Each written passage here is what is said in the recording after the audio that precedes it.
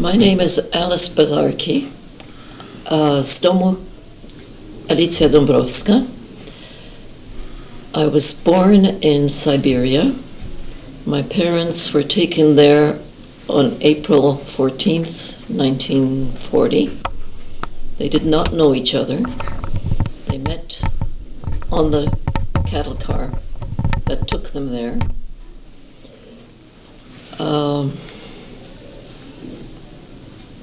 Where did you get to Siberia? Which place? We were taken to Kazakhstan, actually, a place that actually was called Donetsk. That always had me curious, but when they arrived, there were Ukrainian people at the camp who had been there since 1933. I could never understand how they ended up in 1933. That's before the war. And nobody could explain that. Somebody showed up at their door, put them in a cart, in a train, whatever, and took them away without telling them where they were going or why. Pretty well the same situation we had in 1940. We were lucky to have people there before us because arrived with nothing. And when they disembarked us from the train, they said, well, you are free now. You're in Rai Rossiyski, in Russian paradise. You will learn how to be free and how to look after yourselves. And they took off and left them there in the middle of a field. Apparently, there was no trees. These were Russian steppes, like our prairies. And after the officials left, people came up. They had dug their homes into the ground because there was nothing to build with. They came out, they greeted us, they took us into their homes. It was really quite incredible. So the Ukrainians helped you to establish the roots there? Yeah, they were mostly Ukrainians, but there were some Polish, some Germans. There was quite a large community there already. Like about 100? I have no idea. This is before I was born. My parents arrived at the end of May in 1940. They were married in June, and I was born a year later, again in May. There was a priest. When my parents were taken to Siberia, they came to the house. Now, on my father's side, the parish priest had come to the house and warned them that they were coming. So the family decided to go to my grandfather's house because that house had already been invaded once before. And they figured they wouldn't go back to the same house. So the priest stayed with them, and when they came in the middle of the night, at 2 o'clock in the morning, according to my father, they took everybody, including the priest. And he survived because he was in bed. He did not have his collar on. If they knew he was a priest, he would have been killed on the spot. The Russians killed 70,000 Polish priests in Siberia. Now, of course, these are not my memories. This is going back. But my story is hard to tell without explaining what happened before me. So I always precede it with starting with my grandfather and his problems, and the story never ends. So how long the parents and you stay in this Kazakhstan place? I believe in December of 1941. The Russians told us we were free to go because, well, before we were free to go, they were told that if the men joined the Russian army, they would look after the women and children. They had nothing to worry about. My father did not believe anything the Russians said. and he said he'd rather die than put on a Russian uniform. So they stayed a little while, I'm not sure how long, but eventually they heard there was a Polish army forming south. Where is south? They started walking, and they walked through Uzbekistan. Partly they were able to hitch rides on the trains. But you're free to go, but you have no money. You can't get a ride on a train unless you can pay for your tickets. So they hitched rides and they could, but it wasn't easy. After Uzbekistan, they did find people who were signing up for the Polish army. My father signed up, and once again, we'll meet you. There's a refugee camp forming in Persia. We'll meet you there, but there was no help given. They had a very hard time getting out. My father had one thing left to his name. He had a gold watch that his grandmother had given him. This watch was actually made by a relative, Gostkovsky, who is well known for the Patek Philippe watch company that did very well in Switzerland. So this watch today would be worth millions. My father held on to it, not because of its monetary value, which I don't think he was aware of, but the fact that it had pictures of his grandparents inside the picture, inside the watch. So he held on to that when he couldn't. We were going to die of starvation. So at one of the stops, he traded the watch for a loaf of bread and some very fatty ham. Then he swore that he would not eat it himself because it was his responsibility to make sure that my mother and I, survived. I was about 6 months old at the time. As a result of that, we survived just fine, but he was more dead than alive when we did arrive in Persia. I don't know how long you want me to go on. So Dad was too sick to join the army right away? Yes, he, in Persia, my mother and I were transferred to India. He stayed in hospital for another year, so he didn't get. He eventually ended up with the RAF in England, but he was in Persia an extra year. He was not a pilot. He was an engineer by profession.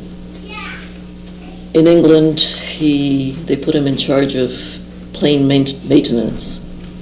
So he was no war hero, but he kept the planes going. And also, an interesting story that I find very interesting. There were a lot of Polish people in the RAF, in the British Army, in different units.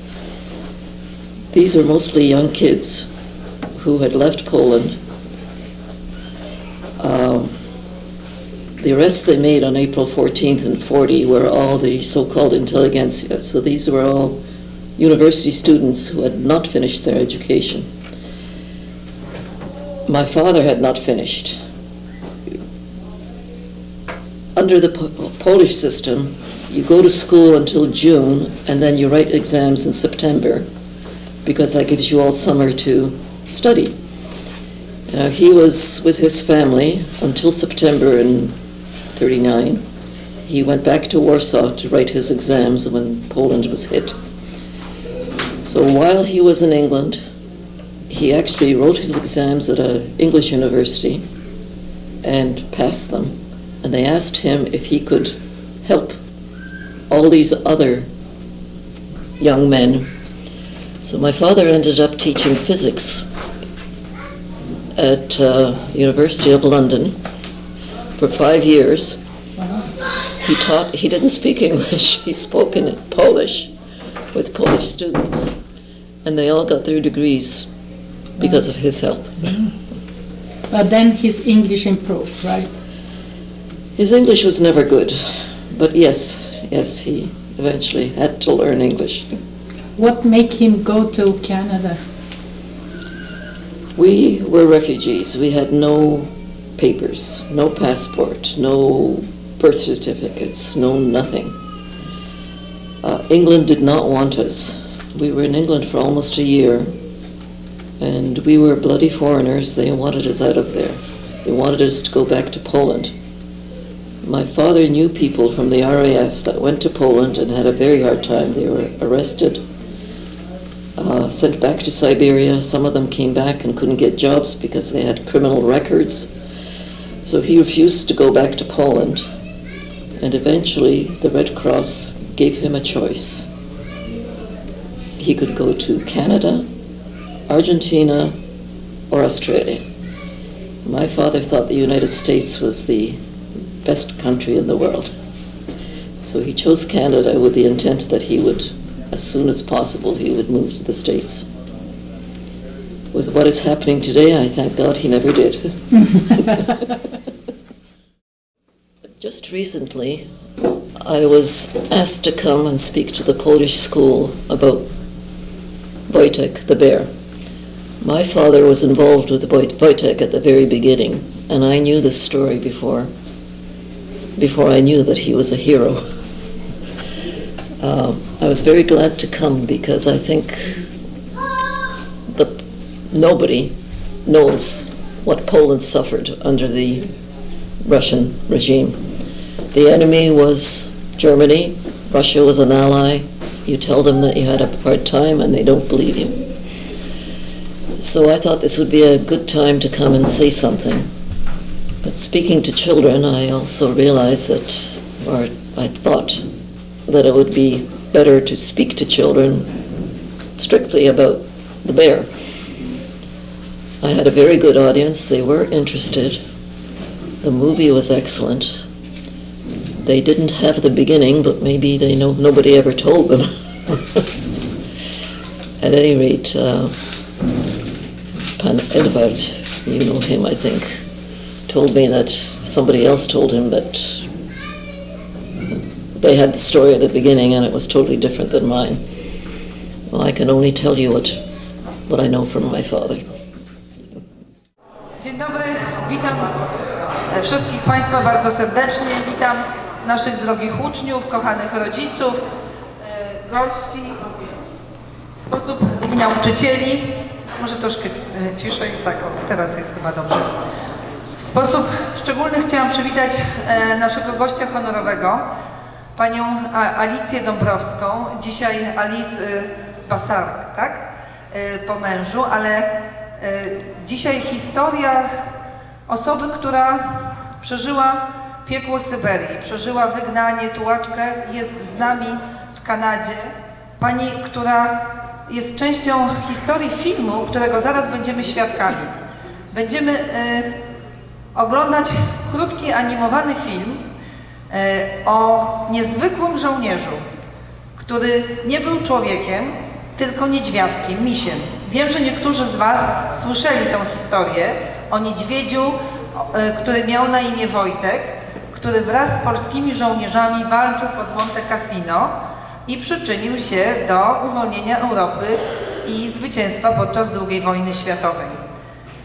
Pani Alicjo, jakby Pani była uprzejma wstać na chwilkę, pokazać się i wielkimi brawami przywitajmy Panią Alicję. Bardzo mi miło gościć dzisiaj Panią i naprawdę jesteśmy wdzięczni, że Pani może przyjść. Może Pani o sobie sama powie, po co ja mam mówić Pani biografię, jak Pani sama o sobie może powiedzieć. Pani już wszystko powiedziała, nic nie zostało. We are all about to see a movie, an animated movie. Now when you see an animated movie, you figure it's a story, it's a lovely story, but you don't really believe it because it's just a story. Well, I'm here to tell you there really was a WOJTEK. There was really a bear called WOJTEK. In 1942, my family had just escaped from Russia, from Siberia, and we were all sick. The Red Cross was looking after us.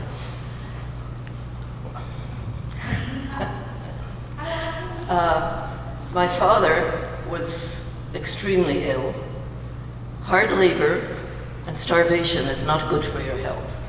So he was in bed for a long time.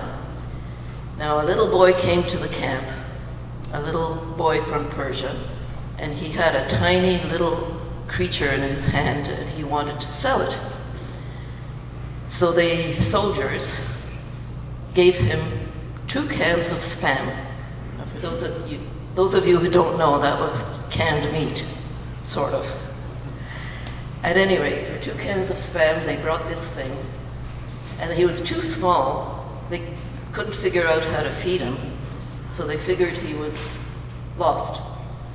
The nipple they had was too big for his mouth. They took... Dziękuję. They took the bear to my father, who was in bed, and he said, if I survived Russia, this bear is going to survive Persia. So he took an eyedropper, and round the clock he fed him carnation milk from a can. And that bear grew like crazy. He soon got very, very big, and the soldiers adopted him as a mascot. They treated him like another soldier. But, you know, people who are in trouble need entertainment. So they taught this bear how to smoke a cigarette. They gave him beer to drink. When he graduated from drinking carnation milk, he learned how to drink beer from a bottle. And I guess you can watch the movie and know that there really was a WOJTEK. He was real, and he did do great things. That's about it. Thank you.